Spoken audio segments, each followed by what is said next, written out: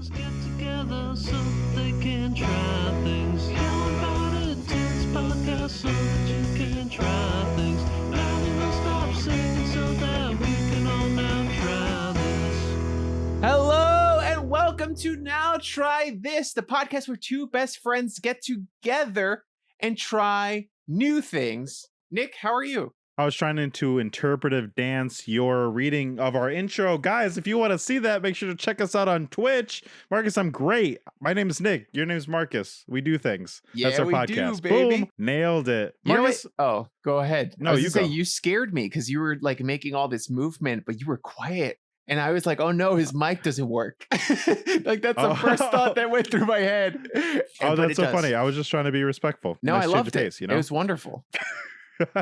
Marcus, oh my God, I'm so excited to be here. We are the podcast that tries new things. What the hell does that mean? That means every week, one of us takes something that we absolutely love. Like we love this thing. Like it has changed our lives, or it has just newly entered the zeitgeist and we're just truly excited and need someone to talk about it. We all have been that person in our life. We've all needed that friend and not had them. And then we said, no more. And then became Now Try This, where we give the other people on this podcast, that's just you and me, the challenge of the thing, so they have to experience it. They have to experience the thing we love, the thing we're excited about, and that is Now Try This. Guys, welcome to the show. 100%. I mean, this was born and bred from just the raw emotion that comes with telling your friend to watch something you like 1,000 times and them ignoring you. This is that podcast. Hell yeah, it is. And guys, we are so lucky to have this community because not only now do Marcus and I have to try each other's favorite things, we get to share it with you, and sometimes you get to join in the fun. So make sure to follow us everywhere at Now Try This Cast, join the conversation, but even more importantly, if you want to be a trier, you go to patreon.com/NowTryThisCast. If you become a patron for $5 a month, you get to suggest us things to try, and then everybody who donates $1 a month gets to vote on that challenge. Hell and yeah. normally the first Thursday of every month, we do that challenge, but we didn't this week, Marcus. Tell them why. Nick, this week we were challenged hard. Okay, we were challenged hard by Patreon member Old Man Rom, and he said he won a vote. He won a vote. He won, and his challenge to us was the entire first season of ReZero, which is 25 episodes, and we were like, "Oh shit, we don't have enough time to do that." So we're gonna move that to next week. We should have it. Yes. That should give us enough time to at least get close, and then Listen, no promises. We're gonna do the best we can. so this week we're doing my challenge. I'm in it. I'll be honest. A little sneak peek. I'm like 5 episodes in. I like it. Whoa. I like it. I'm 0. Get I'm started, 0. boy. Get So I got started. a long weekend. I got a long weekend of things to do. It's on Crunchyroll. But instead, you were gracious enough to pick it up and let it be your challenge. Marcus, what are we doing today? Nick, this week we are doing The Green Knight. I Which watched incidentally- this film. Yes. Incidentally, Oh, what? am I frozen? No, you're good. Oh, everything's frozen on my side. Oh, okay. You see me and everything looks fine? I see you. Everything and everything looks looks fine. So Oh, no. It's my Chrome. I can't click anything in my Chrome. Hold on. technical No, this is fine. difficulties. Well, is it? I mean, if everything's going fine in your point, am I still recording? Difficulties. I'm still recording. I look good on your. You see You all look this great. movement. Everyone sees you. Everyone hears you, baby. You're good to go. Okay, whatever. Then in that case, I'll just continue. The Green Knight was also a Patreon submission. However, it lost a vote like a bunch of losers. Yeah. And yet you were kind enough to pick it up from its ashes and say, you know what? I want to challenge this thing. You're so gracious and kind. Here's how it started. I thought it was gonna win, so I watched it early. And I was like, great. I watched it early and I was like, fantastic. I did the challenge already. Oh, I can't wait. Then ReZero funny. came from behind and fucking stole the win. And so I was like, oh no, I watched this for nothing. And I wanted so badly, it made me feel things, and I wanted so badly to talk with someone about it, and I figured I'd abuse my platform here and talk to you about it. Well, lucky for us, that is the point of our podcast. Marcus, I'm going to change it up today. Today, instead of asking you what you've been trying, I'm going to ask you, what is one of your favorite moments from now try this past? What is something you look back fondly? It could be a challenge, it could be a moment, it could be a guest, it could be anything. What is one of your shining now try this moments? I'm trying to think back to the old days. My basement days? Yeah, the basement days. I remember our basement days. Even farther back. This is a fond memory. How close we had to be to use that microphone one. Oh, we shared a microphone. We sat in each other's laps essentially to record the early episodes our of the podcast. Our legs were like crossed. Yep. We had to figure out like a puzzle. And it was just so much fun to get into the basement and be like, it's time to record the podcast. This is the podcast basement. But I remember getting close together and like live recording us watching that horror The Invitation. movie, The Invitation. I was going to say that one. That was going to be my moment. Really? Yes, that was so fun. It was so much fun. It was ridiculous. It was so dumb. Oddly enough, not our least downloaded episode. Somebody listened to it. Guys, you can listen to our literal director's commentary to that movie. That's how we did that episode. Guys, if you're really interested in anything like that now on Twitch, to stream something and talk about it, we can react to things, we can make tier charts, we can watch movies and give backing commentary, either commentary or like Mystery Science Theater, whatever. We're open to trying anything. That's the point of the show. But the only way we know what to do is if you go to the Patreon and let us know. That would be an interesting patron submission to be like, react to whatever or do the latest YouTube trends or whatever. Yeah, I'd be down. Thank God the Cinnamon Challenge or anything like that isn't popular right now, or else we'd be really fucked. Yeah, we would be really fucked. I don't know how we would make a whole episode about the Cinnamon Challenge either. We'd figure it out. We did a fucking episode on Taskmaster. Fucking that was great. It was something. I ate a raw egg on that no one asked you to eat, Nick. No. You challenged me, and I had to. That's how this works. That's how this podcast works. Now, let's see. What is one of my favorite moments? You took mine, so I guess I'll pick a new one. I will pick. Oh, goodness gracious. Gosh. There were so many great moments. Did you accidentally punch a hole in the wall? I don't remember how that happened. I don't remember how the hole in the wall got there, but there was definitely a hole in the wall, and it was definitely my fault. I remember. I thought. I don't remember. I think I just got up and leaned. I thought you got excited and did like a slam on the wall, and I thought that's how it happened. Oh, but maybe not. That sounds familiar. Marcus, I think honestly one of my favorite moments is your first reaction to the first time I brought a game on the show. Because I had a soundtrack and a whole game, and you had no idea it was coming. And your face like, what is happening? Where am I? Those are some of the things that unfortunately now it's harder to surprise you. I still do it from time to time. Yes, you do. But it is harder to surprise you now because you know I'm gonna. That was good. That was a great. You know what? Yeah. That's also one of my favorite moments. I love that moment. I love surprising you. I love being able to do that. But it's getting harder and harder because now you're expecting me to do something antic. I am ready at all times for some kind of antic. Well, lucky for you, I had to watch this movie literally 2 hours ago, so I had no time for any antics because you gave me a movie that is in theaters and I had to go see it in theaters. Obviously, there's no other way to see this movie. So I went to the theater, and earlier was my only time. Marcus. Before you guys get in the comments at home, we do know that you can watch video on demand. Nick is being ignorant. Wait, it's not on video on demand, is yes, it was. It was on video on demand. No, it's not. Yes, I don't believe you. Can I blow your mind hole right now? Yeah. I typed in video on demand. If you start to type in video on demand, the second thing to come up is the Green Knight. Oh, it came out this week. Gotcha. Okay. Gotcha. Got it. Okay. Well, okay. Yeah. You need some time to process that. No, I'm just trying not to like existentially blame you. Got it. Because somehow I feel like it's your fault. How is it my fault? I said somehow. I didn't say it's reasonable. Okay. Emotionally, I feel like it is your fault, but I don't know how.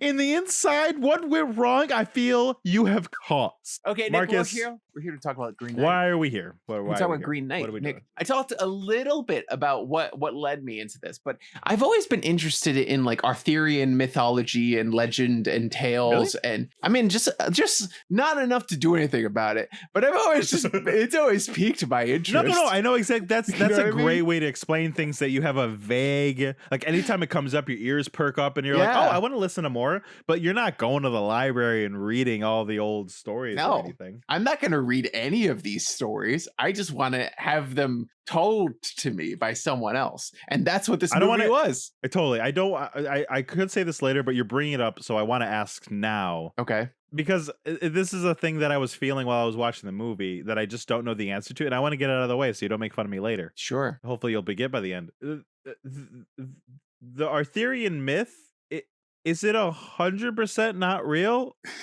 or is it like kind of real, like Jesus, or or is it like Zeus?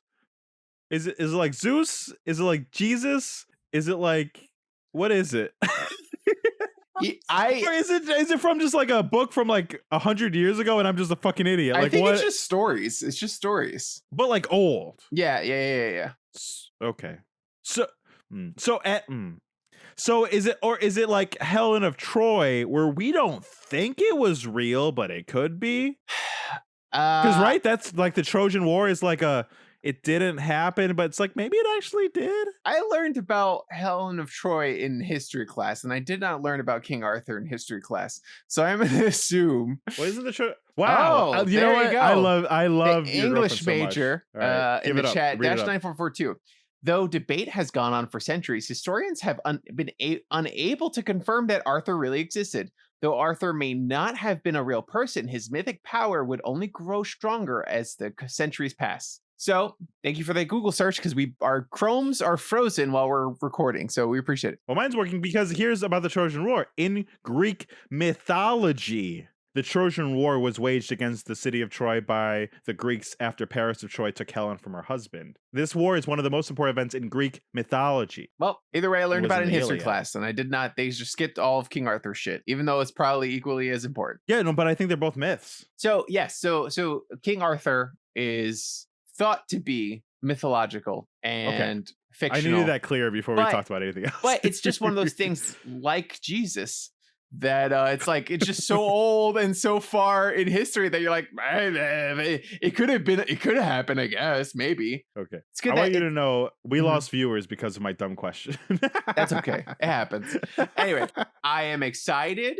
I have been interested. So why'd you give this to me? That's what you're talking in about. it? Sorry. And I just wanted to share with you. This is such an interesting A24 movie. It feels like an You love A24 A24. movie. I love what they got to do. It's weird. It's strange. It's the kind of movie that gets better when you know more information about it, which shouldn't be the case, but is this is true. interesting in terms of like Yeah. direction.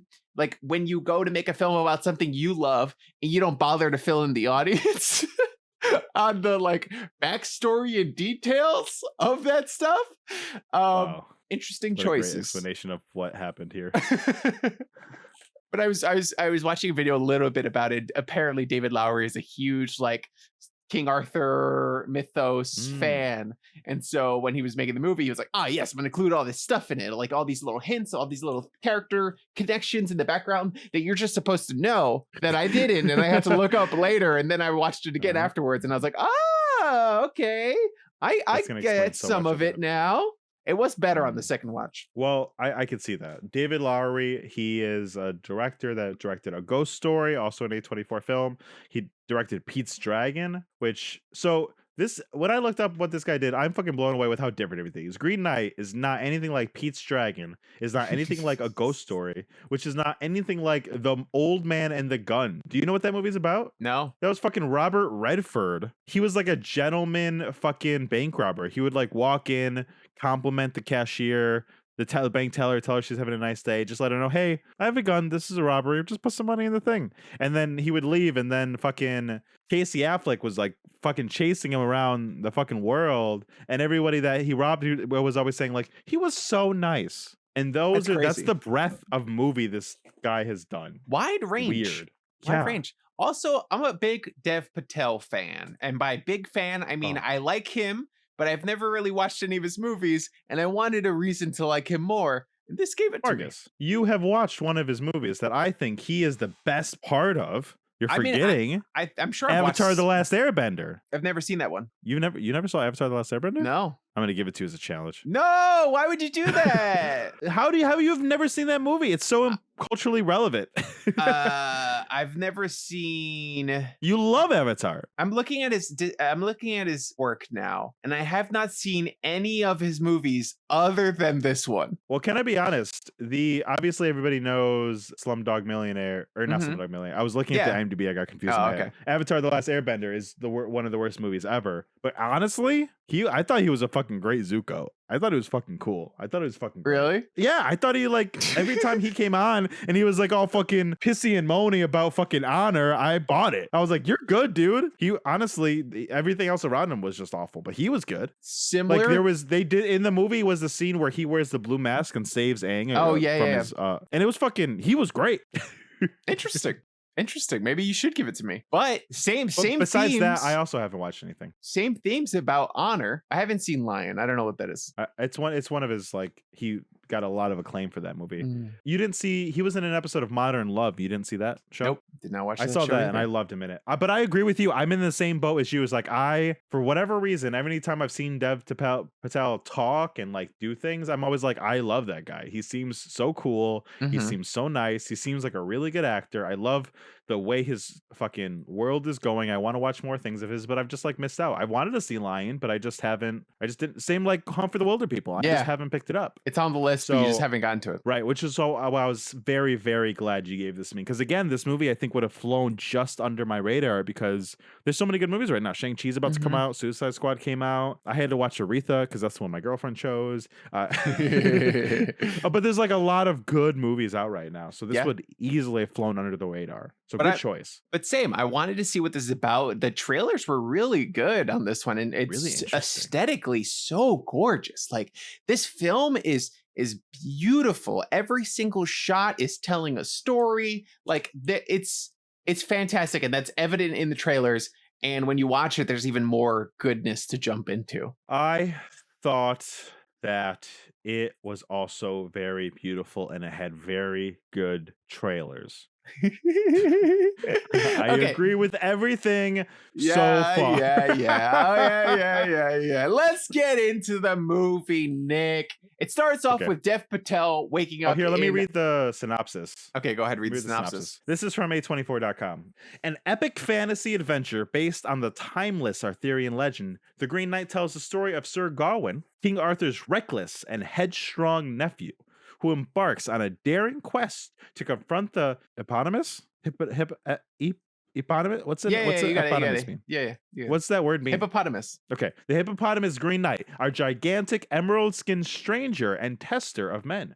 Gawain contends with ghosts, giants, thieves, and honestly, I would have liked this movie better if I read the synopsis first. And schemers in what becomes a deeper journey to define his character and prove his worth in the eyes of his family and kingdom by facing the ultimate challenger. Wow. Yeah, that was a good synopsis. That's a pretty good synopsis. So basically, what happens is Sir Gawain what happened is a knight of the round table, right? Mm-hmm. But he has no honor. I've heard that name. To tell. Yeah. I've heard that name. So in legend and lore, this is him going through his hero's quest and gaining that honor. Totally. But in the movie version, this is him going through those quests and fucking up royally.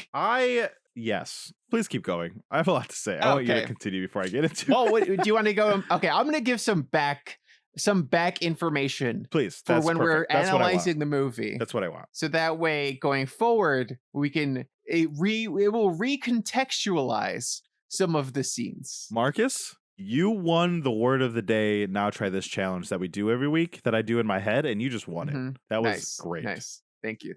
I couldn't even fucking say the word eponymous.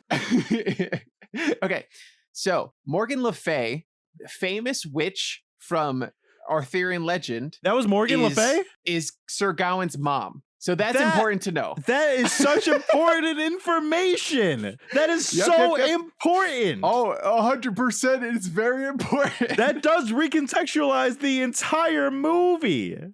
Uh-huh. I was like, who's Also- this fucking witch lady? Is it his mom? I Yeah. don't even fucking know. Yeah, sometimes in I was just in so the- loud, I heard myself in your headphones through the mic. That's crazy.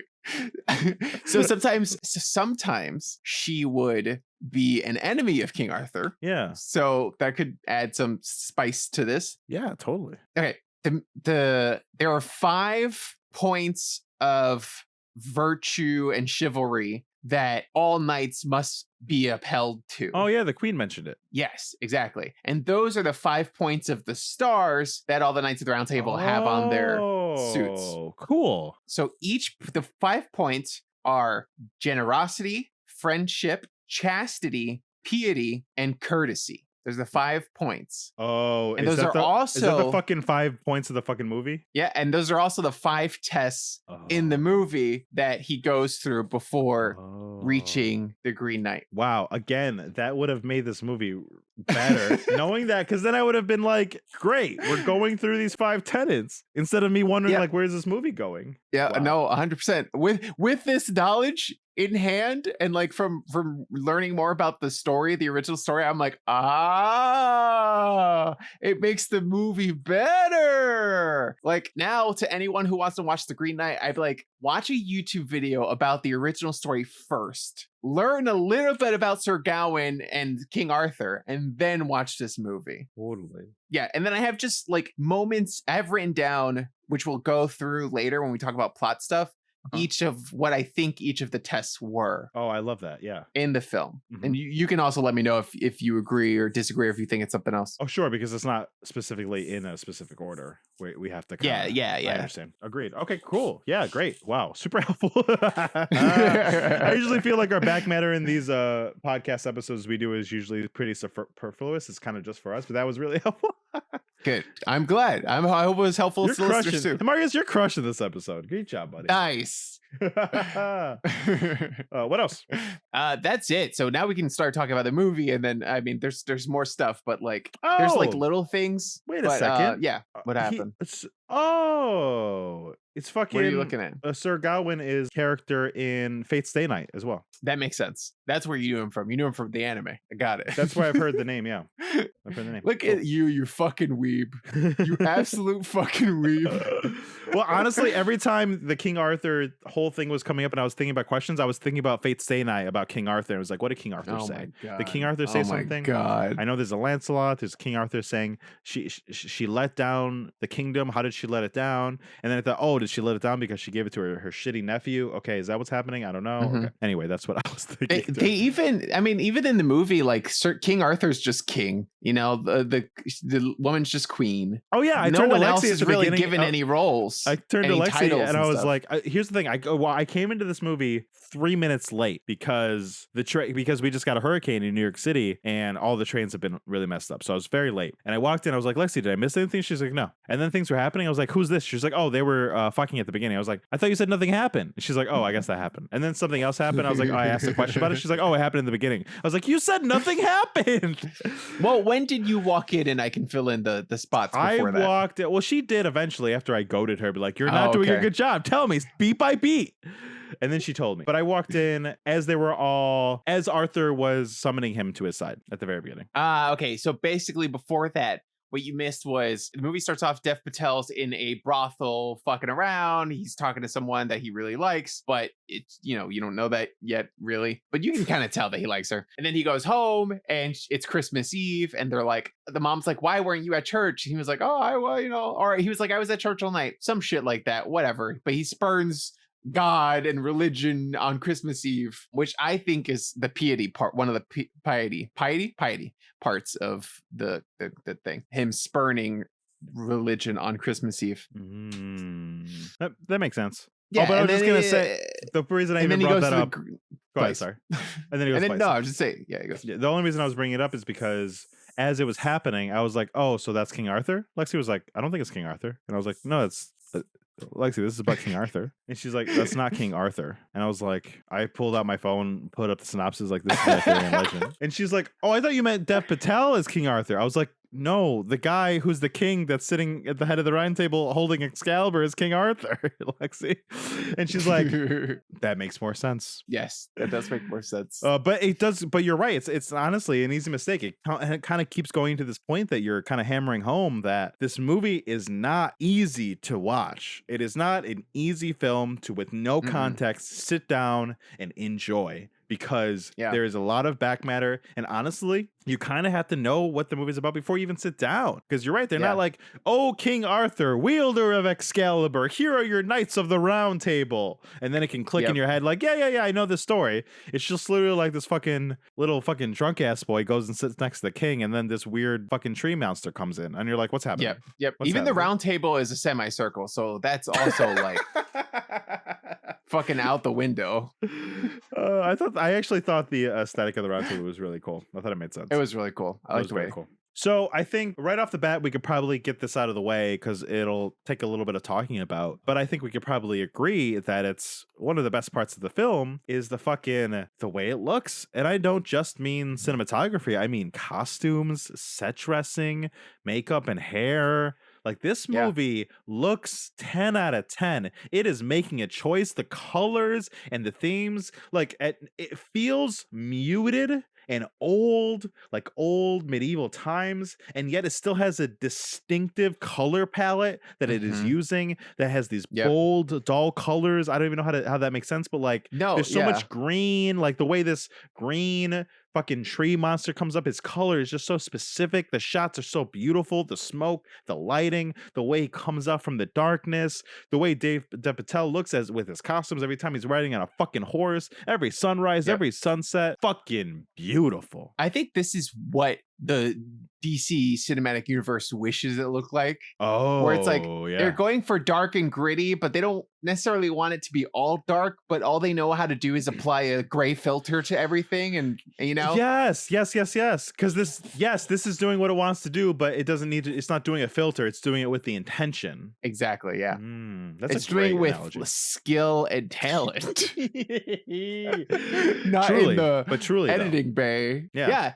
Everything also, not everything is practical because the fox is CGI later, but like he tried to stick mostly with practical effects when he could. Yeah, the Green Knight in almost any other thing in DC would have been CGI. He would have looked like Doomsday, which is fine, whatever. But the way the Green Knight looks, because he literally looks like bark, like he can see and feel the texture to him of this gargantuan 7-foot tall fucking knight with this giant fucking axe of nature.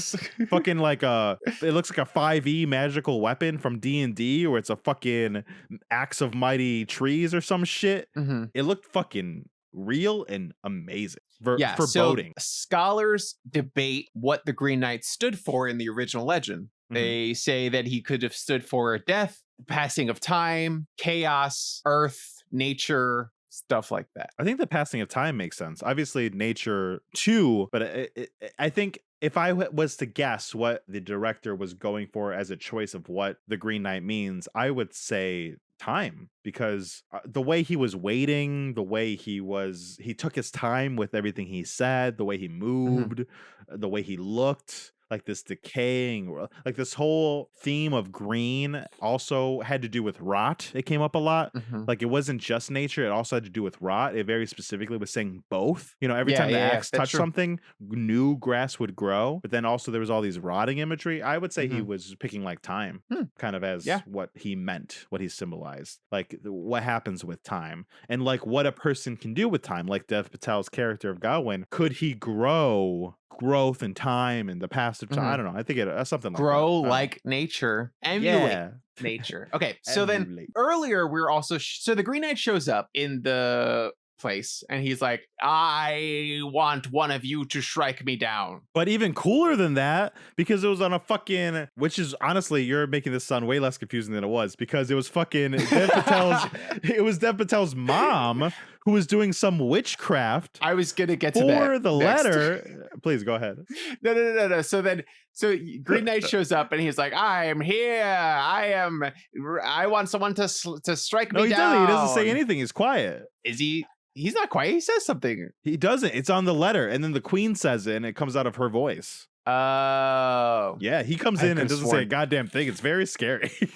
Anyway, it's basically like he gets a letter, strike me down, blah, blah, blah. Yeah. Then Sir Gawain's like, I'll fucking do it, man. I'll fucking do it. I'll slice this guy up. And it's basically, he says, it's like someone's, I think it was King Arthur says it's a game. Right. And it's like so obvious that what you're supposed to do, like you and I would have passed this test flying colors. Is be chivalrous and like is be chivalrous and just like punch him in the face. Any of the 5 things that require you to be a knight. Literally do anything. And then he says, I will return this strike to you in a year's time. Yeah. And so Sir Gawain runs up and fucking slices the dude's head off. And also on top of that, like not only it's not a fight. The Green Knight bows his head and is like, strike me. And he just chops his head off. And my dude, and Dev Patel's like, yeah, fucking, we did it. I'm Sir Gawain, baby. I sliced that giant's head off. Marcus, did you watch the same movie as me? Because the tone you are implementing on this recap of this film is so incorrect. It's incorrect. This is the internal dialogue of Sir Gawain. I need you to come with me the next time I watch a movie and just sit there and fucking narrate what's going on. Homeboy is fucking ready. He fucking goes up there and chops my motherfucking dude's head off. He did. That's what happened. But the mood of it is so different because it's so fucking quietly tense, like this whole goddamn movie. And then the Green Knight picks up his head and he's like, bitch, I'm alive. And then he puts his head back on. And he's like, let's go, baby. I'm gonna be back in a year, bitch. Let's go. And then he leaves. But also, like you mentioned earlier, before this, we see Morgan Le Fay, Sir Gawain's mom. Now we know it's Morgan Le Fay. Truly, you're not even 100% sure it's his mom at that point. I wasn't. Yeah, like that's true. I thought it enough. was, but you're not 100% sure. But then you see Homegirl fucking doing voodoo magic with all her fucking witch friends. So, and you're not sure, it's like, did she summon the Green Knight? Did she create the Green Knight?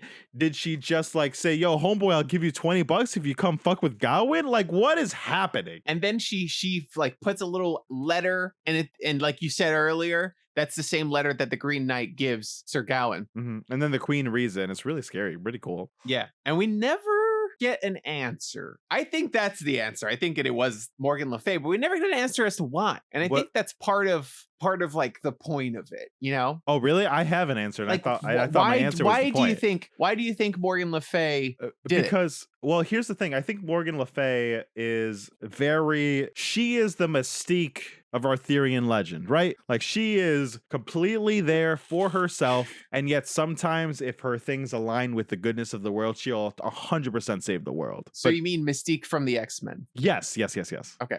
Yeah, right? Like you like, right? Just for our listeners. For our not who's listening to this doesn't fucking know who Mystique is. Get the fuck out of here. You don't know who the fucking X-Men are. So I'm pretty sure that it's the thing where the mom is looking at her son, knowing that the son has a good chance to rule, and she's like, wow, my son sucks. So I'm going to do this, and he's either going to die, get the fuck out of the way, or this will be the test he needs to become the kind of king that we need him to be, kind of thing. So it's like a tough love test kind of thing. Like it's his trial. It's his Herculean trials. Like Hercules had 12 trials that he needed to accomplish. I don't remember why he needed to accomplish those trials, but he did. He had to complete the 7 or 12 or whatever trials. The killing of the lion, the one with the Senate. All I could remember is the lion one. There's a centaur one. It's not a centaur. I don't know. What the fuck's the name of a person that have a horse? Minotaur? No, that's centaur. Centaur. I was combining them. So I think it's like that. What do you think? No, that's exactly what I think. I think that the mom. So since King Arthur didn't have any kids, Sir Gawain is next in line for the throne. So the mom knows that he's a fuck up and a fuck boy, and she is trying to teach him a lesson. And I think that's what this is. Yeah. I think she wants him to go through and pass these knightly tests to, prove himself as a knight and eventually king. Which also makes sense because everybody at that round table, like you got Lancelot and all those fuckers, they all have those stories, right? They all have the stories of why they're knightly, why they are revered, and Sir Gawain is just like hanging out. He's not even Sir Gawain yet, right? No, King Arthur asked him, he's like, hey, you got any stories to tell? He's like, nope, I have none. And then the queen's like, none yet. Because he's just been living in the castle, just hanging out, fucking around. Yeah, 100%. So before we get more onto plot and story, I need to give my biggest gripe with this movie. It is my number one thing that I think is wrong, that I think fails this movie. I love Dev Patel. I've said as much. I think that either he's miscast or they wrote the movie and then cast Dev Patel but didn't adjust anything, because the whole movie hinges on Gawain being a shithead. And whilst he does do some shitheady things, Dev Patel, for whatever reason, maybe it's just my perception of him, maybe it's just I'm in love with the guy, but every time he does anything with his sad boy eyes, I'm on his side. I never think he does anything wrong. Anytime he's like for example, right after this, and there's a year while he's waiting to go through the night, it's very, very short, and he like beats up a guy at the bar for talking shit, right? I should be like, Dev Patel, you suck. But like the way Dev Patel is like sad, and like I feel for him, and I'm like, yeah, beat up that guy. In those moments where it's like later on where he apologizes for being in that woman's bed, I'm pretty sure I'm supposed to think, wow, you fucker, that's not chivalrous of you. You're in this fucking girl's bed. I was sitting there like, yeah, Dev, that's a simple misunderstanding. You just had nowhere to go. I'm on his side the whole fucking movie. And it's only... I think that's a you thing. I think it wasn't until 3/4 of the way through the movie, when everything was starting to line up, that I was like, oh, this is a trial thing. This is his, he's becoming a better person. That's what's happening. That I realized why it wasn't working in my head. And it's because I was already on his side. I was already like, yeah, Dev, the world's against you, buddy. I feel for you, Gawain. This sucks. I'm on your side. So like you said, there's a time skip, whatever, he moves on. Yeah. But he's saying goodbye to his brothel girlfriend, who like he obviously loves and who obviously loves him. And he's like, let's not make this awkward, but I'm gonna bounce and I'll see you around, I guess. And it's just so weird. But it could have been. I should have hated him in that moment, right? I did. I was like, fuck this guy. He's a piece of shit. No, that's what I'm saying. That's the thing that was wrong for me. I was sitting there like, oh, fuck, Gawain. Yeah, this is rough. You have like responsibilities. You can't like be with the woman you love. That sucks, man. I was like on his side. I need to not be on his side. I needed to feel like he needed to grow. Yeah. But I didn't feel that until almost the end of the movie. And then I was like, oh, that's what this movie's supposed to be. So I think Dev Patel is just he's not mean enough. He wasn't mean at any moment, but he's supposed to be redeemable. It's a fine line. I think but it has they did a good job, but I can see I've watched enough anime. I've watched enough anime where fucking people are fucking. You read comic books, Marcus. We just mentioned the X-Men. Every single X-Men used to be a fucking supervillain that almost tried to blow up the world. They're fucking assholes, and then they're a favorite superhero. I don't think you can push somebody so far up that. I think you can. You can. But they didn't. I don't think they pushed far enough. So I think they either needed to rewrite it a little bit to give Dev more to do except just look sad. Because when he just looks sad, I'm on his side. And half of this movie is him looking sad. And a lot of it is him looking sad. A lot of this movie is him looking sad. He's an old school fuck boy. He's doing his thing, shaking his dick. He's he's a man about town. Is he? It's kind of fucked up. He's got a girlfriend that he loves. Why is he drinks a little too much? I don't know. I could see you being into him and forgiving of all his misdoings. But I didn't think they were that great. And after that moment, I was like, this guy's a piece of shit. And he kept being a piece of shit the whole time. And I kept waiting for him to not be a piece of shit. And that was my main issue with the movie. It was like, I was like, that's so when funny. are you going to stop being a piece of shit? And then he never was until like the end of the movie. I was watching this movie like, when is he going to start being a piece of shit? we're going to keep going through most of the movie. We don't do it chronologically, but we kind of have to hit the beats. I'll tell you all these other moments where I was still thinking, yeah, he didn't do anything too bad. That's fine. Wow. So it looks like we disagree as to whether he's a good good knight Uh-oh. or a bad knight, Uh-huh. a green knight or a Uh-huh. screen knight? What kind of pun was We'll that? find out what that means. Oh my god, I hate you so much. On our game. Woo, woo, woo. Now try Jesus this Christ. trivia. Now try this trivia. Now trivia. Now trivia. Now trivia this. And we're back, baby. Okay. Hello. This game is called Good Night, Bad Night, Green Night, Screen Night. It's like a Dr. Seuss Okay. game? Yep. I'm going to read you reviews from movies Uh-huh. with knights in them. Oh, I only know like 2, so this is gonna go great. I think you know more than 2. I can think of 2 off the top of my head, and one of them is because Sir Elton John is in it. Knights is a broad term. So are you ready? This Yeah. movie. Wait, what am I doing? Has- What am I doing? You're What's the guessing. go- I'm going to read you the review, and you're Uh-huh. going to guess the movie. Oh, okay. And then if you can't guess the movie, you get a bonus point for naming the main character in the movie. Oh, okay, great. Or it's going to change, but there's different ones. But I'll tell you what the bonus point is for each round. Okay? Understood. This film is ridiculously unbelievable, thin on plot, shamefully predictable, historically inaccurate in so many ways, yet it all works. It certainly has its problems, including some horribly cheesy lines, most on purpose, but that doesn't make them any less horrible, and an evil Hollywood ending, including a Braveheart-like scream of defiance in the final joust that made me cringe. But those problems are overcome by sharp wit and consistent amusement. Marcus, this is one of the best films ever made, A Knight's Tale. 100%. Final Also, answer. the score is 7 out of 10. You're right. It is A Knight's Tale. I knew it was A Holy Knight's Tale as shit. soon as you were saying it, and then when you said joust, I was like, oh, clearly. Okay, keep track of your Clearly. points. Okay. Okay. For a bonus point, name the main character portrayed by Heath Ledger. Sir. Fuck, they make up his name halfway through. Sir. It's something dumb. Sir fucking. Sir Roxenberg? Sir Rockin. Sir fucking. I'm Rocket Sock close, right? Robots? It's something like that, right? It's Isn't it? something dumb. Roethlisberg. I don't know. There's a Von in the middle of it. Something Von something. Rick I don't know Van if that Winkle. helps. Sir Rick No. Van Winkle. What about his other name, his regular name? Do you remember that? Michael. Oh, God. Okay. It was no bonus point for you. It was Sir Ulrich von Liechtenstein, Yes. aka William Thatcher. William Thatcher. Is that the same name as the fucking Pirates of the Caribbean? person? Probably. Are you ready for this one? Yes. This is going to be an unpopular sorry. opinion. Do you like A Knight's Tale? I've never seen it. What? Hold on a second while I add to my notes. real quick.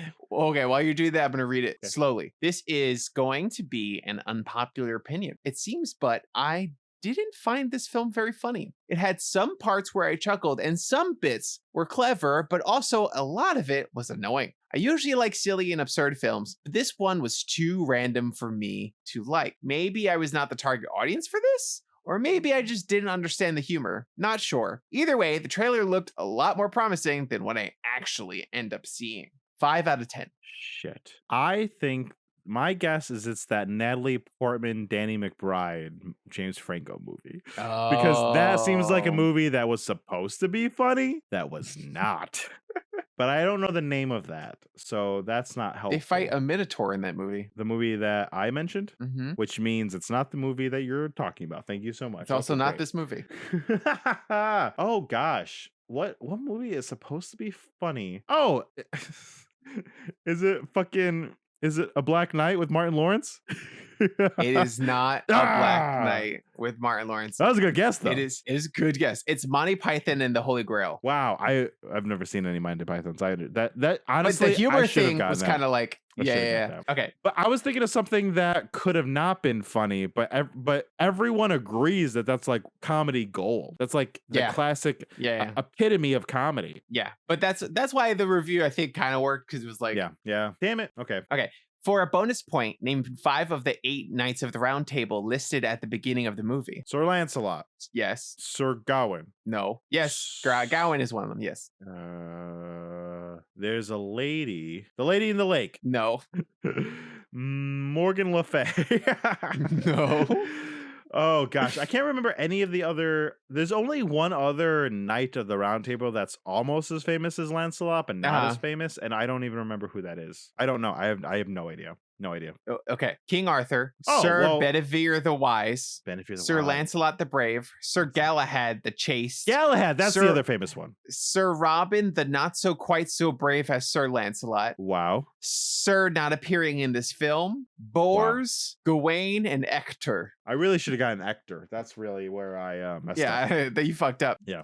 This review is a 10 out of 10. Oh shit. If you want a film with a history lesson, hook into National Geographic's channel. Or I guess that's supposed to say look into. If, however, you have 90 odd minutes to spare, have a good old fashioned belly laugh or 10 with this. Corny jokes, tick. Visual humor, tick. Couple of moments, tick. Also a nifty soundtrack, though not all over the film, and some great old world talking gags. It has aged quite well, but some sports references could leave you scratching your head. I loved it, and seeing as it didn't hurt anyone else, I don't care who knows it. There was a ready-made setup for a sequel, but as far as I know, it never happened. I'm gonna guess The Black Knight with Martin Lawrence, and here's why. Because at the end of that movie, he defeats the bad guy with a sword as a knight, and the way he does it, because he doesn't know how to use a sword, I remember this so vividly. He used them like sports thing. He was like, and like batters up, he swings the sword like a bat. Mhm. And he's like 4, and he swings the sword like a golf club. So I'm gonna guess that Martin Lawrence film. I hope that's the name of the film. Nick, you're correct. Black Knight with Martin Yes! Lawrence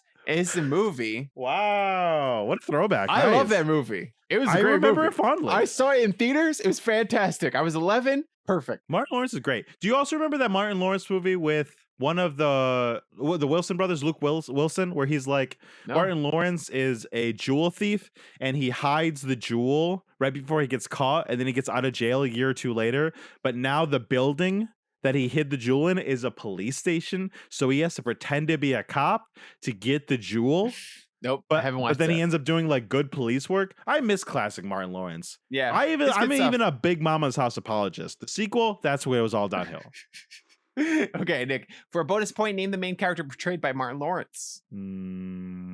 It's a guessable name, but you kind of have to be a little racist to just like be that Eddie confident in your answer. Jones. No. Shaquille Smith. No. That's about as racist as I'm willing to get. I don't know. Jamal Walker. Wow, I should have got Jamal Walker. It's like a guessable name, but it's Yeah. not like Yeah. there. You know what I mean? I'm telling you, that fucking Martin Lawrence, I'm adding Martin Lawrence to my list too. That Martin Lawrence cop movie is a good one. Okay, 4 out of 10. A little too sappy. 4. This was a cute movie. You're not going to get this one. This movie, this was a cute movie at first. Then got too sappy and featured mediocre songs at best. There's too much King James English spoken, which is not only annoying in today's world, but not always easy to interpret. Can you imagine young people of today trying to listen to this film? Forget it. It's a nice movie with a feel-good ending, and I can't knock that.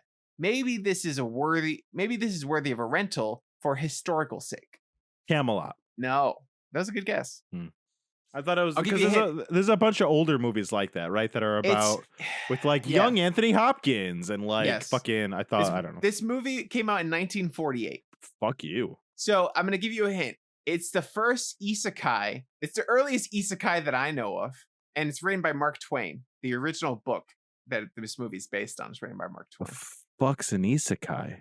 You fucking weeb. What the fuck's an isekai? Isekai is ReZero. Isekai is it's like a kid gets transported to another world. Oh. We were big on isekais in the 80s as a country. Yeah. We made a lot of isekais and reverse isekais. Where We like still Conan the make- Barbarian came to New York City or Yes. Hercules in New York or We whatever. still make a shit lot like of that. isekais. It's classic. Anime still do it all the fucking time. Well, now it's a big problem in anime because it's being done too much. We'll talk about that next episode. Let's see. 1940s. Was like Laurence Olivier in it or some shit? I don't know. It has Bing Crosby in it. Bing Crosby. White Christmas? No, it's No, hold on. I Okay. have one more. Avalon. No, there's a That's- state in the title. Red State. No, there's an American state in the title. Okay, let me go through all the states to see what sounds like our Oh theory. my God. Alabama, no. Alaska, no. Arkansas, no. California, Colorado, Delaware. I'm gonna say you didn't get it. Hold on. Oh no. Oh, maybe it's one of the York. Yeah, York. It's King of York. No, close. That was pretty good. Damn A it. Connecticut Yankee in King Arthur's court. Why'd you even let me waste my time on that? I thought you would have known it. What is it called? A Connecticut Yankee in King Arthur's court. A Connecticut Yankee. Wow, I put a Connecticut and it was the first thing to show up. What is this movie? Wow. All right. Well, no points on there. For a bonus point, name the character portrayed by Bing Crosby. Oh gosh. Main character of King of the Hill. Gus. Oh, fucking Mike. Fucking something super white. Fucking. I don't know. I have no idea. Beast's first name. Beast from the X-Men. Okay, yes. And then that main actor that was in the Black Knight. Martin. His last name. Lawrence. Hank Lawrence. Oh, his first Hank name Martin. is the last name. Hank There you Martin. go. Nice, you got it. Bonus point for I'm not you. gonna take that point. Get the fuck out of here. 10 out of 10 masterpiece. Acting, script, music, action, and cinematography is all perfect. This is the greatest movie since The Godfather. That's it? That's the whole thing? That's all you're giving me? Mhm, Is it The mhm. Green Knight? Hello, Noah. Yo, Noah. Do you know Noah? Shout out to Noah. I do. I like your screen name. I hope you watched The Green Knight. There were a lot of inappropriate things for your age bracket, but I won't tell anybody. Gosh, I have no idea. What you didn't give me anything. That's useless. You just said it's the best movie ever. 10 out of 10. Nothing? That's all I get? What And it's movie not- with... And it's not The Green Knight. It's not The Green Knight. Does it have Sir Elton John in it? It's a very famous movie that you've seen, and anyone who talks about this movie says this about it. And it has... Oh, you fucker. It's The Dark Knight. It is The Dark Knight. Yes. Nice. Nice. That was Nice, good. That nice, was good. nice. That was good. I needed Bonus point if the you- you've seen it. It's a bonus point if you can name the real way he got those scars. But he said it different ways. One time he did it himself. One time his dad did it to him. One time he had a girlfriend and she made him go crazy. Sorry, she made him lose failed. his mind. What? You didn't get the point. What's the point? That What's was the an real- invitation for you to do a bit and do the Joker voice, and you didn't do it, so you don't get the point. Sorry. Can you? I don't have a good Joker's voice. I don't have a You- good Joker voice Mar- either. I just wanted to Marcus, see you do it. You You've get a come to point. you've come to You get my 2 show points. where I did a Joker voice. You've seen me do it. It was You not could've gotten great. a point. Do you have a good Joker's voice? I don't have a good No, Heath Ledger Joker voice. Okay, do you have another good? Like a Joker, like I could do a jokery Yeah. thing. I Yeah. can't do. You know how I got these scars? You get a point. You get a point. That's good. That's Okay. good. Okay. 8 out of 10 for every laugh there should be a tear. The 18th animated Disney classic is among the most hilarious of all time. It was never very popular, which is too bad because it deserves to be more known. However, like other forgotten Disney classics, it has been winning a legion of fans with time. Marcus, I've never seen one of the movies that I know has to do with medieval times. Mm-hmm. So I don't know if this is Sword in the Stone or Black Cauldron. I You got a don't know what 50-50 Black shot. Cauldron's about. I do know that the Sword in the Stone is about King Arthur, but honestly, I don't know if there's a knight in that movie. I've seen it once as a kid. I guess the knights probably tried to pull the sword and it didn't work, and they made fun of feeble little Arthur. And then Arthur, oh gosh, I'll guess Sword in the Stone. I'm gonna be pissed if it's Black Cauldron, but I'll guess Sword in the Stone. It's Sword in the Stone.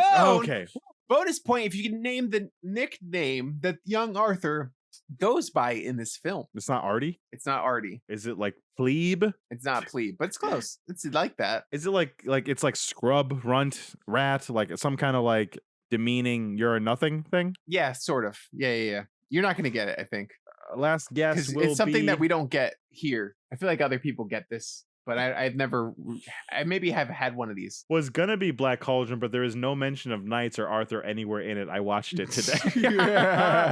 Doing the research, doing God's work. Thank you so much. Hell yeah. 9442. Guys, if you want to join the chat, twitch.tv/now try this cast every Thursday at 8 p.m. Eastern Standard Time. I don't know. I Also, have no if idea. you're here watching now, Amazon Prime subs, throw them our way because we Oh, yes. are always trying to raise money for the things we need, especially covering the podcast. Okay, so his nickname was Wart. Next, That 7 makes out of sense. 10. I knew that. This is a film that needs to be watched differently from most films. It operates very differently from the more realistic bent that the vast majority of films lend themselves toward, and leans very heavily into a much more formalistic approach. Formulaic?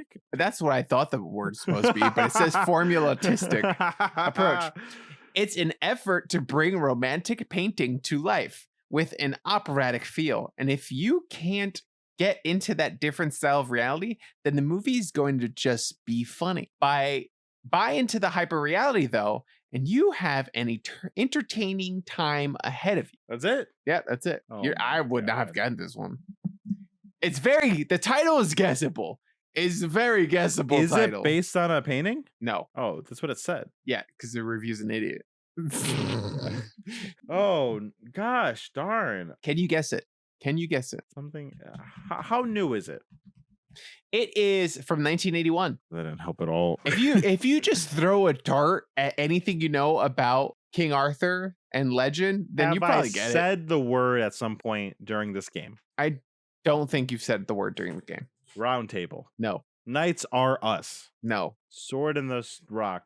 Okay, Lady in close. the Lake. So You getting close? It's Excalibur. Yeah, it's Excalibur. Bonus point if you name the I'll take actor who played Gawain in this movie. I don't even know what movie we're talking about. Excalibur. Anthony Hopkins. It's a very famous actor. Close. Richard Gere. Nope. Liam Neeson. Oh, wow. Anthony Hopkins was close. Okay.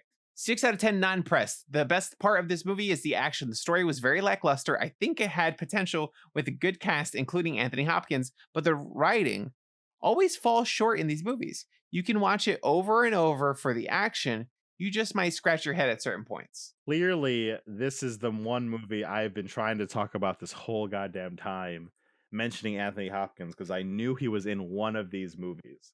Uh-huh. And what movie is that? I don't fucking know. Is it like Avalon? Or like Camelot or some shit? It's not, is it something like that? No? No. Is it called Arthur? No. Is it like Once and Future King? No. It's Merlin. No. You get one more guess. Fuck me. Honor. It's called Honor. That's the name of the movie. And if that's not what's in your notes, that's what everyone called it. It's Transformers: The Last Night. I hate you so much. I hate you so much. I hate you so goddamn much. That's fuck you. I heard Anthony Hopkins and I clearly was not listening. Okay, there's two more. We have time for both, right? Yeah. Okay, 10 out of 10. What made this hugely successful triumph? What made this the hugely successful triumph it was it casting, music, imagination, ingenuity, or luck? I remember opening day at the theaters. I was old enough to remember every scene, every character, every nuance of this film, having committed it to memory forever, as if I would ever again be able to see this beloved, instantly loved masterpiece. I wound up seeing this in theaters a grand total of 36 times, much to my mother's dismay. She loved the movie as I did, but felt I was obsessed. Today, sitting here writing this review, I realized how right she was. I'm gonna guess. Are you trying to say Jedis or Knights and this is Star Wars? Is that your final guess? Yes. You're right. Yeah. They're called Jedi Knights, Nick. They're called you. Jedi Knights. Oh, Okay. I guess you're right. They are called Jedi Knights. Yes. Knights points isn't if a you knight the can- second level? It's Padawan, Knight, Master, Mm-hmm. right? Technically. What do you mean technically? What is there a not technically answer? What am I wrong about? That's what they did, right? There was I don't know. Yeah, I mean, yes. It was you're Youngling, Jedi Master. But it Youngling, was Jedi Padawan, Master, Knight. Padawan, and they were all Jedi Knights. It's kind of like what it was. Oh, but there was a level between Padawan and Master. Oh, maybe it was just Knight. I'm gonna look up the fucking Yeah, I guess so. hierarchy of fucking I had to look Jedis. this up. I had Okay. to look this up, and it was annoying. And there listening. was no real like answer, no canonical answer. I just want it to be It right. was, like, allowed. I just want it to be out in the world that I'm super right. The Jedi Order has 4 basic ranks: Youngling, Padawan, Knight, Jedi Master. Yeah, but in this film, there is no Jedi Order, Nick. Star Wars? So there's no Jedi Order. No, you just didn't know it yet. George Lucas is a genius. What's the bonus question? You're right. It was just named one of the Jedi Knights. Oh, in that movie? yeah. Isn't there only Star Wars: A New Hope. which when it came out was just called Star Wars? Mm-hmm. There's only Obi-Wan. There's only Ben, right? Yeah. I mean, I I'll guess count it. I guess Technically, also he's a Jedi technically- Master. And technically Wow. the only Jedi Knight Well, hold in on, that movie. hold on. Are you trying to say? I hate you so much. Are you trying to say because Anakin Skywalker never became a Jedi Master, Yeah, baby. and technically they all died, so they can never revoke his membership? So that technically, Darth Vader is still a Jedi Knight. the only Jedi Knight is Anakin or Darth Vader in that movie. Technically, You know he what? never got the ranking of Master. He never did, and no one ever revoked him because he killed them all. 100%. Okay. And technically, Luke didn't become a Jedi Knight until between 5 and 6. And we never even saw it because he was Or like a 12. master, Yep. right? Well, I mean, also the Jedi Order was not there, so it was like Yoda kind of half-assing and him just deciding he was a master. You know, I mean, this is also true. A lot of arguments online I read about that. Okay, 1 out of 10 horse trotting simulator. If you're the kind of person who goes to an art museum, sees feces smeared on a canvas, and wonders to yourself about the meaning and interpretation, then you might like Holy this. shit. If you enjoy extremely long shots of staring and walking while listening to the projector machine in the theater run in the silence, you might like this. Second worst movie I've ever seen in my life. If you're thinking it can't be that bad, maybe this guy just doesn't like what I like, you're wrong. Wow, that's got to be the Green Knight, right? Great. The Green It's Knight. The Green Knight. Wow. Honestly, he's not wrong about anything he said. Can you bonus point if you can name the actor who portrayed the Green Knight? Oh, the monster guy? Mm-hmm. Oh, fuck. I meant to look it up and I never did because he did such a good job. I have no idea. Fucking, is I don't know. Ralph Is it Clancy Jones? I don't Ineson. fucking know. Oh, Ralph Ineson. Ralph Ineson. Okay, well, that was a game. You did great. I got 10 points. That was fun. Wow, good game. Ralph Ineson. I just looked at his face. He looks nothing like the tree. Man, he was in The Witch. Shout out to -9442 for making the game because I was too busy. No, that was a good game. That was fun. I Okay. liked the Star Wars one a lot. That was funny. That was fun. Okay, cool. So back to the Green Knight. So now we're just we'll at the go point through where the we're plot. talking through the trials. Yes, we're going to talk through the trials. First, he goes out, he's like clappity clap on the horsey horse, and he runs into a beggar kid. And the beggar kid is like, hey, man, can I get some money? My Did we family do- died in this battle. Mhm. And then he's like, no. And then the kid's like, please give me $1. Please, please, please, please. Anything. And he's like, fine. And then he like gives him a coin, like 1 coin from his large coin purse. And that was his test of generosity. And he failed it. Wow, that makes sense. Did we do Killing of a Sacred Deer on the podcast? No, I don't think we did. Maybe we did. Yes, we that's did. where- Yes, we did. I think we That's did. where I recognize this kid, and every time he always Yes. shows up, he always freaks me out, and Mhm. he does a good job at freaking me out every time I see him, and that's the point. Does a I good think. job. I think Yeah. he's gonna be an Eternal. Oh, yes, I saw that. I He's think one he of might them. be the bad one, right? I don't know. literally have no idea. I just know he's. I have no idea. I I just didn't know there was he a bad looks- Eternal. he looks- Does it say that in the trailer? he looks I bad. didn't watch the trailers. No, I just in the comic books. Oh, he like just looks bad. Yeah, that makes sense. See, here's what I'm saying. What I was saying earlier. There I was fucking listening to this great monologue he gives. He does a really good job. The actor does a nice Mhm. job. He's like fun. He's like talking about death in a fun way. It's really interesting. And then he asks Dev Patel for money, and Dev Patel gives it to him. After like the guy was hounding him, telling him about how his brother died, he's scavenging a battlefield. Marcus, you don't for always think you money. don't want to insult somebody by giving them money out of hand because they're saying in a tough time. You can only give it once they ask. And once he asked, immediately after he asked, he gave him money. It was not immediately. Yes, a couple times, Dick. Well, because he was Come like on. he was like far away. He like couldn't hear him. He had to like trot back. That's not what it was. It wasn't because he couldn't hear him. Oh, what's that you say?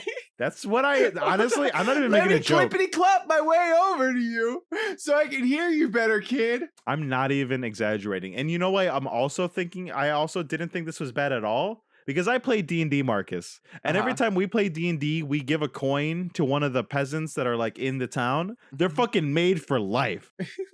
But a gold coin. He I didn't just know it gave him was a like gold. A fucking penny. I didn't Just know it gave was a like penny. fucking penny. I don't know this world's economy system. I don't know the fucking trade rules in the fucking Arthurian legend. Oh my That god. coin easily could have paid for like 16 goats. I didn't know. So here I was like, yeah, he gave him money. And then he said he failed didn't the get enough test of later. And I'm like, generosity. bullshit. It's also the test of generosity, Nick. Not the test of like doing the minimum amount. You hear the clickety clank of how many coins are in the fucking thing. How many fucking poor boys are there going to be that lost in the war that are scavenging dead bodies? He needs to save more for what comes next. Oh my god! You can't blow your load right away. I didn't know you were medieval fiscal conservatives. Like, what the fuck? He has to go out there and get himself a job. Pull him There's up by his plenty own of jobs out bootstraps. here. Yeah, that's right. Fucking pull some bootstraps off these dead my bodies and pull them up. God. Honestly, though, I'm making a joke, but I really didn't interpret that. I was like, oh wow, that guy's dick. He gave him money and he still robbed him. So then the kid ends up robbing him and tying him up and stealing all his shit. He takes his sword and the sash, which is what was blessed by his mom to make him immortal. It kind of sounded like he was immortal and wouldn't get struck down, but it also seemed in line with the test thing that it wasn't actually going to do that. So it wasn't until the very end of the film that I realized, oh no, that really is a mortal sash thing. I really didn't get that till that final moment with the Green Knight. I really didn't. I thought maybe it was like a lie. Also a test. Well, yeah, it was. It clearly was by the way it all ended, right? But by the end, it was also a test. I did not. But That's anyway, they take all the stuff, they run away, and then honestly, this is what's difficult about this film, right? Because as Dev Patel is laying there, Gawain is laying there tied up, and he has to it loops around and looks back at him and he's dead, and loops around and looks back at him and then he's alive, and then he does this wiggle thing that feels like it's out of Leo DiCaprio's Revenant or some shit to get to the sword, and then he actually cuts his hands on the sword. Anytime anyone ever frees themselves from rope, they never cut themselves. I know, that was a pretty cool detail. Yes, it was. Yeah. All of that, as I describe it and I talk about it and I was watching it, I was like, yes, great sequence, very interesting, very well fucking filmed. But it fucking was wasting my time. I needed the movie to do something. It languishes in these moments so long that I don't have I have too much time to care. I have so much time I don't know what to do with my care. Listen, it's in not a good way. It was like, look how beautiful this is, and you're like, I got it. Maybe you agree with the view. It's like going through a museum. You're like, okay, I can go to a museum at my own pace. Yeah, I can't. I'm forced to stay here. This is true. I like art house films. I can dig an art film, but what I always have a problem with a film that tries to straddle that line. I feel like the film is trying to be really dynamic and interesting and tell a cool story and tell a story like a narrative hero's journey about the human condition, while at the same time using all these metaphors and imagery things that don't actually happen. And it's not like a surrealism thing. It's not like magical realism. It's literally, it's Brechtian. It wants me to know it's a movie to reinforce this point. And anytime that happens, I'm always disconnected because I don't know which way to think. I need to be in a mindset for art house, and I need to be in a mindset for fantasy hero's journey quest movie. And this movie until the end, I thought was trying to straddle this line, and I didn't know how to feel, especially moments like this where it was this is super interesting, but I don't know why we care yet, you know? Yeah. I get it. I feel like he was trying to fill the gaps in story with artistic shots and storytelling through visual elements that I could see not landing for a lot of people. I felt like the movie was short enough that it was it felt fine. You thought this movie felt short? I felt like it was the movie's 2 hours. It was so much longer than I felt like it needed to be. Oh wow! I felt like it was. Maybe that's what it is too. It could have cut down on some of those extraneous shots. I think so. Or just just a simple shot of. I mean, it happens in the next part, so we'll get to it. But there's a moment when he is talking to the redheaded girl outside of the lake, and it stays on that really pretty shot as they're doing their dialogue, as it's a far shot as they're talking. And in my head, I was like, "Can you please just go to a close up so we can fucking talk?"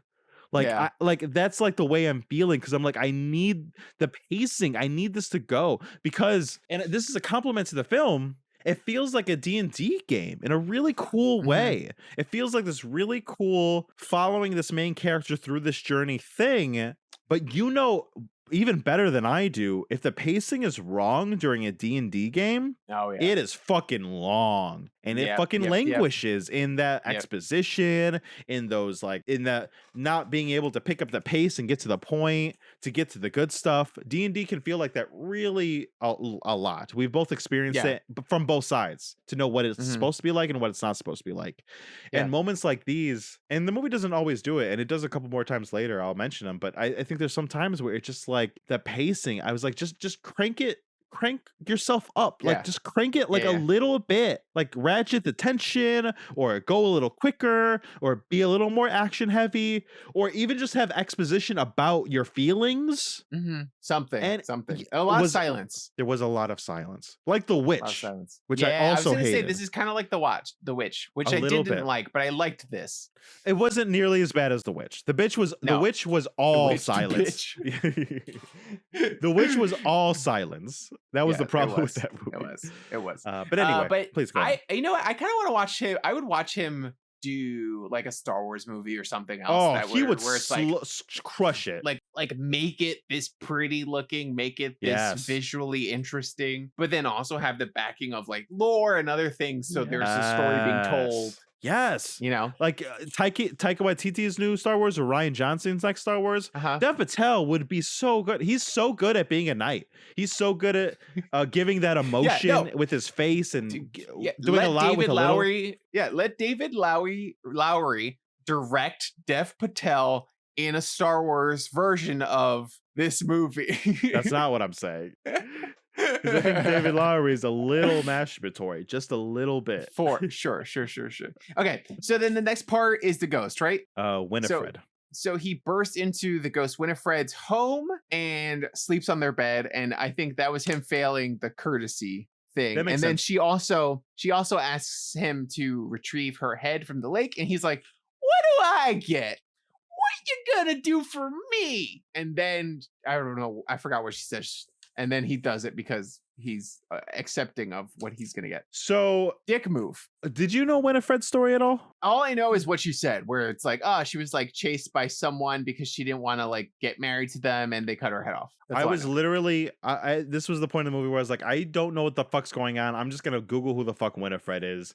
And as I was Googling and reading the synopsis of who she was articulated the same thing I was reading. I was like, I guess I didn't need to look this up. She said it. That was the only point in the movie where they said it. It was the only point in the movie where they gave exposition for anything, really. Yes, I feel like so much of the movie they weren't like they weren't telling you it was Morgan Le Fay. They just had like the people saying, "Oh, your mom's a witch," and you're like, "Okay, cool, great." But she's the witch. She's the one witch that we know about. Oh, okay, cool. I guess that would have been more helpful to know. I actually think Morgan Le Fay is in Fate Stay Night as well. How funny. That would make sense. But I think but didn't it feel so much better and more payoffable that we've heard her story? I think the Winifred sequence of Task was the best one for me because it had a clear beginning and an end. The tone shifted, the scene shifted. The actress did a great job. We got just enough exposition to like know there's lore and story here, but it didn't like waste their time saying the whole myth. There was a nice back and forth. She felt like one of the only characters that had like solid meat to her bones, like solid character that she was saying. And it was visually really nice and interesting. Like I actually really liked the Winifred moment Task. How did you feel about it? No, I liked it a lot. I thought it was interesting. Visually, it was great. It was also a moment where he was actually doing something for someone else, even though it was again like half-assed. It felt a little more half-assed. He jumped all the way to the bottom of the lake. Half-ass. See what I'm saying? Asked for something. I never interpreted that he was being bad. I never interpreted that. He's not being knightly. He's being fine. But he's not being knightly. He's been pretty good. I don't know. But he's supposed to be king. You know, you want your king to be a good person. And you don't know that until the end of the fucking King movie. Arthur. Why do you know that? You don't know that until the end. It's so infuriating because I told you everything links up by the end. Like the imagery is still very like intense, but the imagery finally lines up in the end. So here I am in this moment where I'm like, this is really interesting.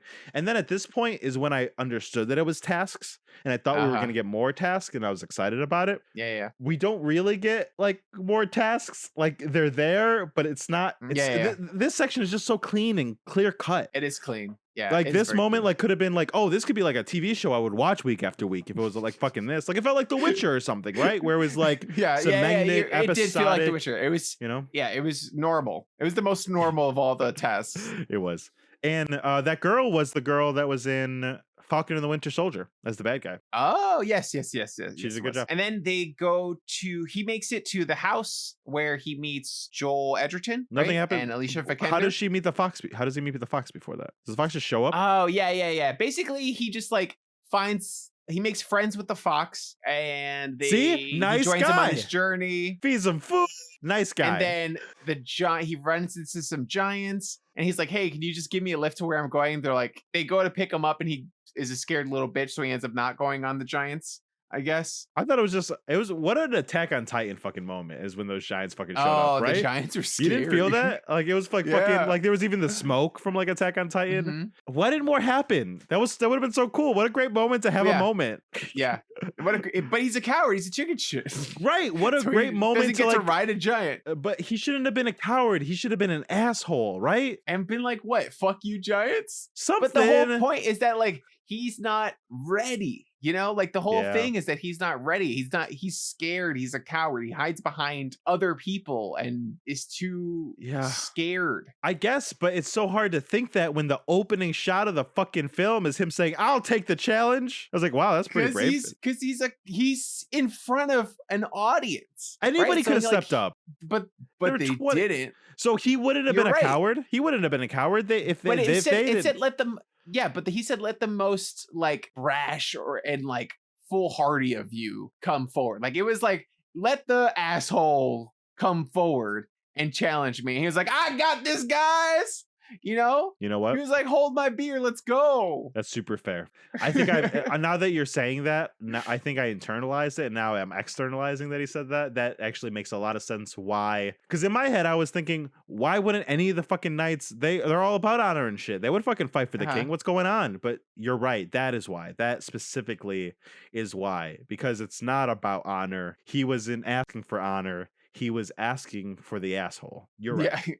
Yeah. And but I'm everyone's missing like, this the first watch, right? respect. Why am I missing all these Yeah. things? It's so strange. It's hard. It's It hard. was to it's a catch. hard film to watch. Mhm. So then he makes it to the house after running into a fox. Oh, this house. The fox is like, I don't know if it's before or after this, but the fox is another test, is the friendship, I think, where the fox is like, Oh. hey, you're going to go to your death. Come with me, follow me. And a lot of times, like in Celtic mythology, foxes were guides and stuff. I will help you. Don't do this. And he's like, fuck you, fox, get out of here. And he's a bad friend. Sure. But also, if he follows the fox, then he can't complete his task, right? It's true. Which it would It's be true. pretty not knightly to not finish your task. That's true. So Mixed it's messages. his first time. That's all I'm saying. It's his first time also actually starting to be kind of maybe knightly. Man, what a great read on this film, Marcus. That would have made the film way better if I thought those things while I was watching it. So he ends up in this house, Yeah, and talk this is to me also about in this the house. original tale. He ends up in the house.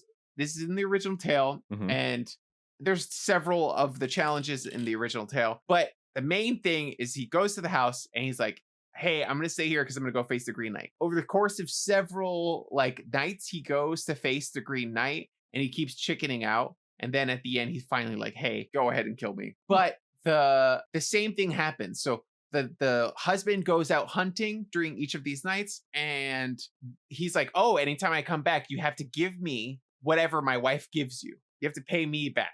Like if my wife gives you anything during the day, you have to pay me back. So the wife like kisses him, and then he kisses Joel Edgerton's character in the original tale, and stuff like that happens. There's this weird cucking kind of situation happening. I kind of wish that just happened more in the movie. Me too. Because it was very weird. unclear what was happening. This dynamic was very. I will say, Joel Edgerton, he did a really good job. He is such a good He actor. did a really good job. He was so did a really interesting, good and he had nothing to say. Like as this big brash, Mhm. like knightly kind of guy. I don't know. And then in the original tale, but in the original tale, Sir Gawain maintains his virtue by like kind of resisting the wife and also like paying back and kissing Sir Gawain. So it's like I am not fucking around. I'm respecting my word. The deal we made, I am paying you back in kind. And in the original thing, the Green Knight ends up being Joel Edgerton, the host. And it was like when he takes off the belt and Oh. he's like, I finally accept death. the Green Knight doesn't kill him and is like, you have proven yourself.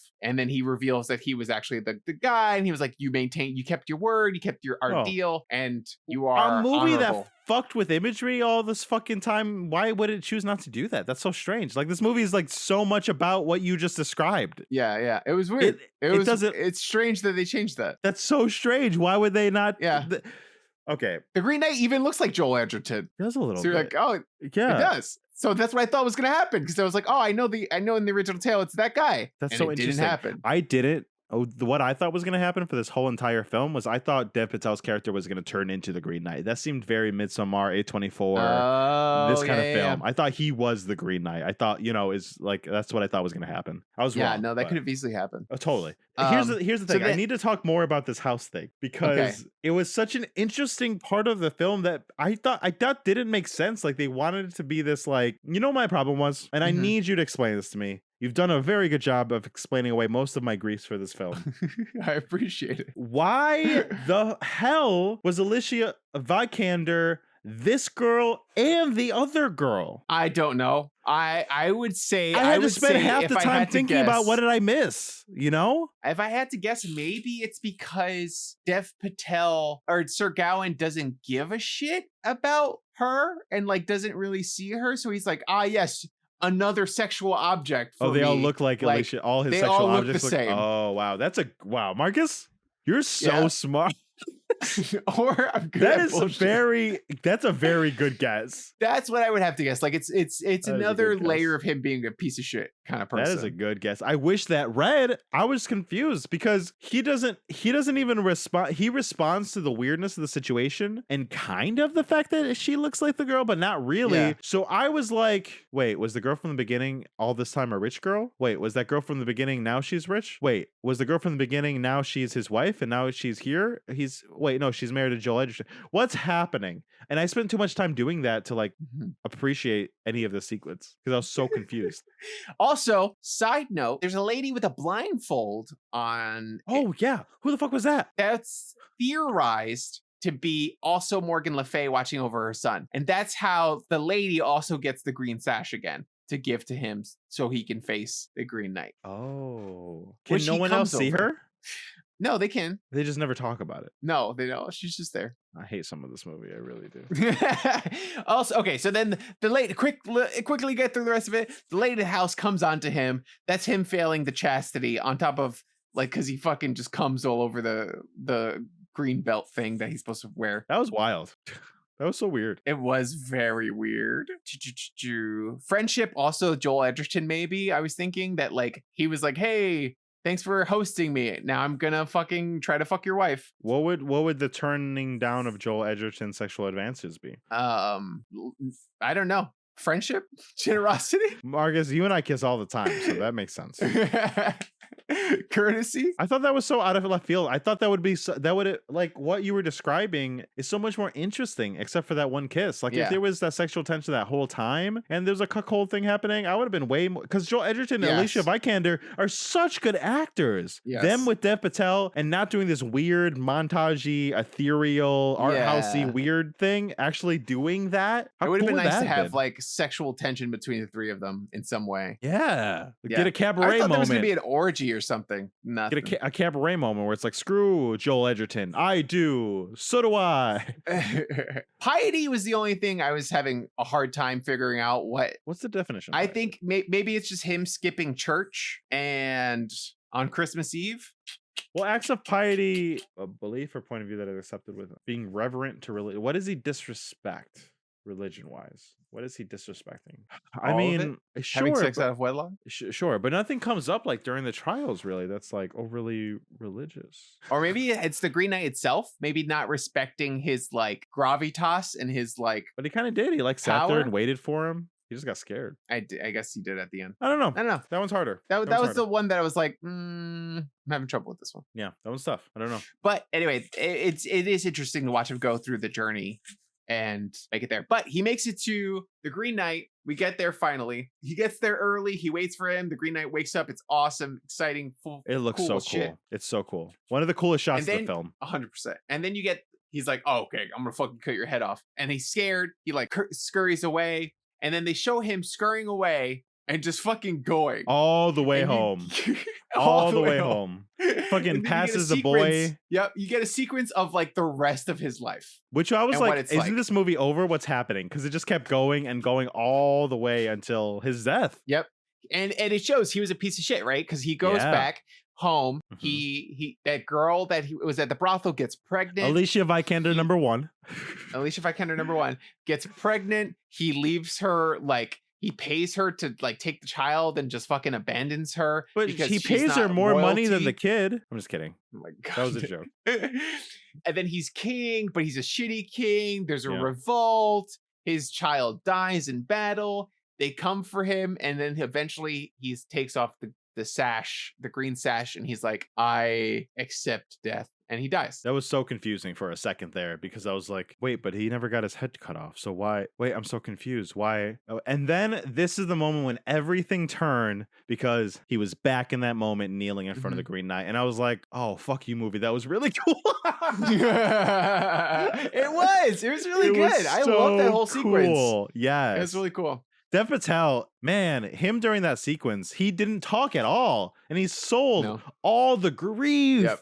and the fucking weight of the crown. And him like knowing he's not a good person, but not being able to like do anything about it. He did Yes, all of yes. that without saying a word.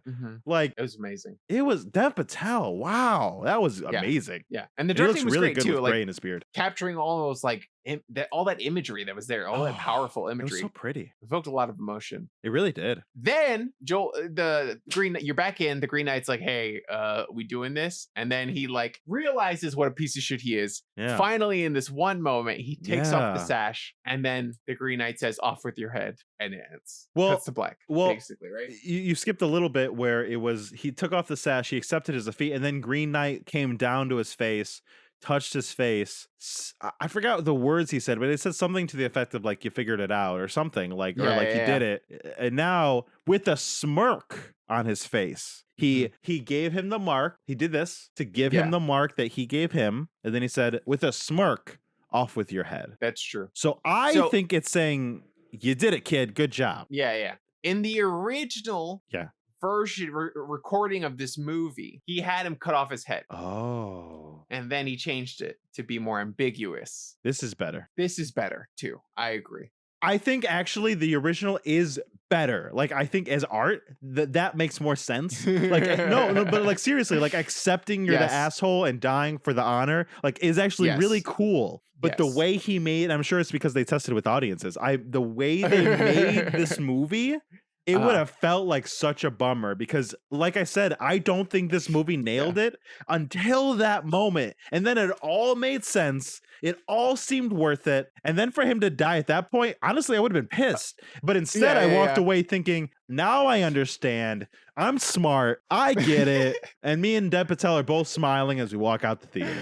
100%. Yeah. So I think that's what it was. Yeah, It just he changed the ending. It was supposed to be that he gets his head cut off. In the original story, he survives and everything's good. And I like that interpretation. I like to think that he walked away from that and that he got his honor. Yeah, I think so. Right? Like Yeah, that way He the fucking journey was wins it. worth it.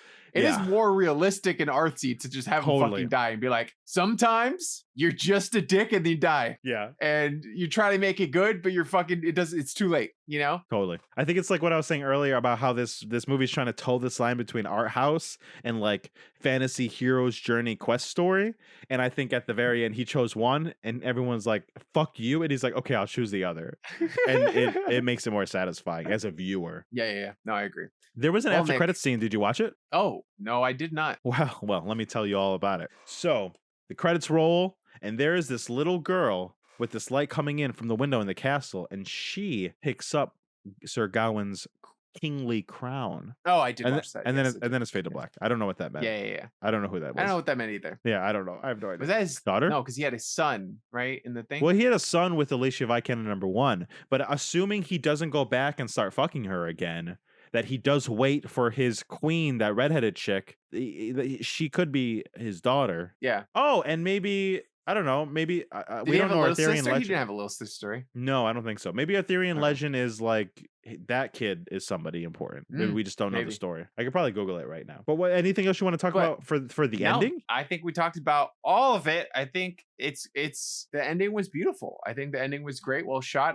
It's one of my favorite scenes of a movie period that I've seen in the last few years.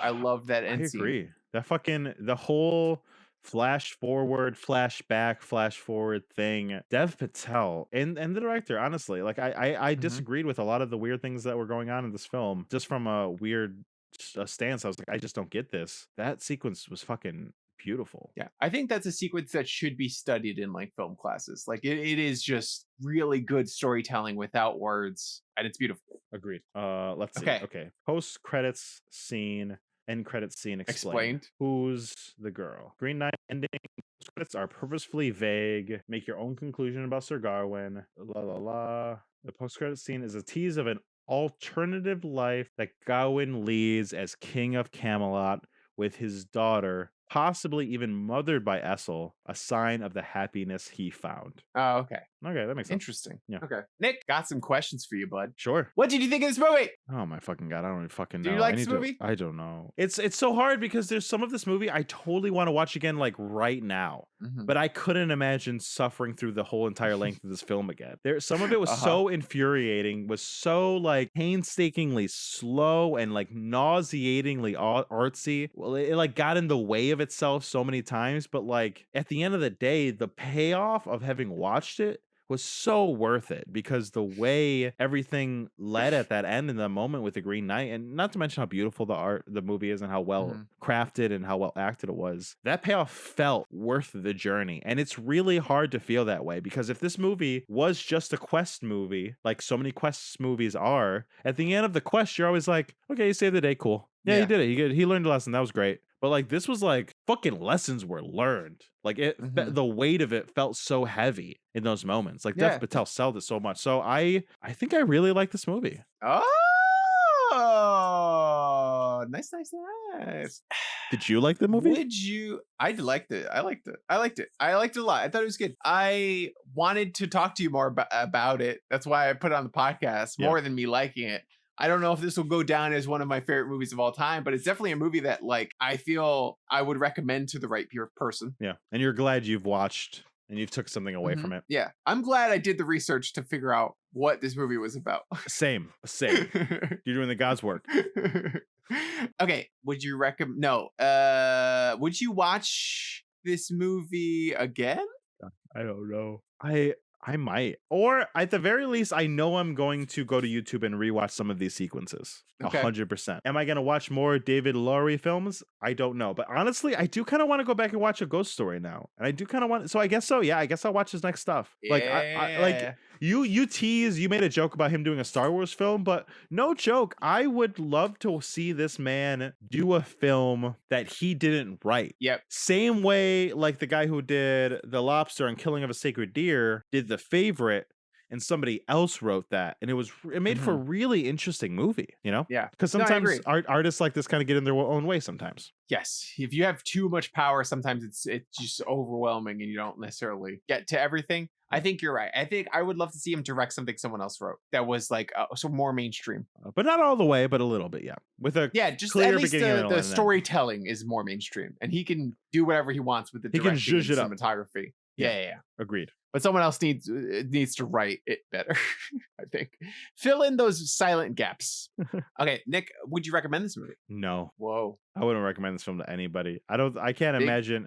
There are people who would enjoy this film, but this movie I could see this hitting and missing just as equally to anybody. Like maybe some of my like film studies bros people would like it. Maybe some fucking true fantasy D&D nerds would like this movie. Yeah. But I can imagine any person that's not in any of those zeitgeists is enjoying this movie. I could never imagine giving this movie to my mother or to like just a coworker or to like just my roommate, just like a random person. I agree. Yeah, it's I agree. very niche. It's It very is very specific. niche. I don't Yeah. think this movie's for everybody, No. but it's pretty cool. I think really if you cool. like A24 films, you Yeah. know what you like. You like weird shit. Sure. A lot of Watch people it. don't like A24 films. They don't get it, Yeah. I feel like, right? Yeah. Yeah. You know, like even Minari, I thought was a beautiful film that I loved. Mhm. But I remember walking out of the theater and these two people were like, it was fine, but what was it about? And I was like, oh, you suck. You know?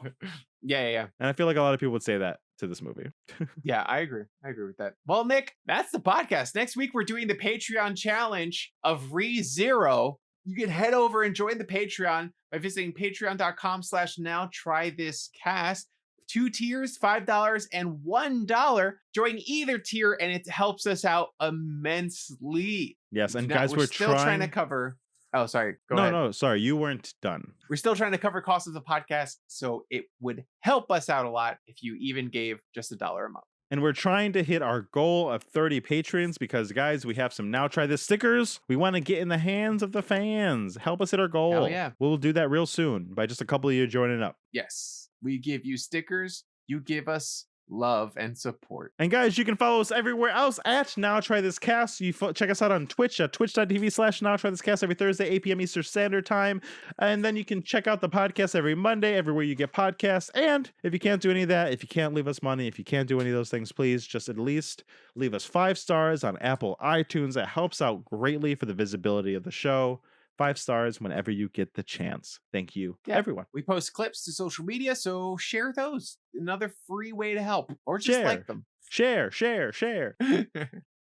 Okay, guys, thank you so much. Nick, you did the outro already, so I'm just gonna say what I always say at the end of every episode. Why would you do anything different? Why would I do anything different? Guys, it's been lovely, but now it's time for you to go out there and try something new. We love you. Good night. Good night. Oh no. There you go. Good night. You did it. You nailed it. Bye.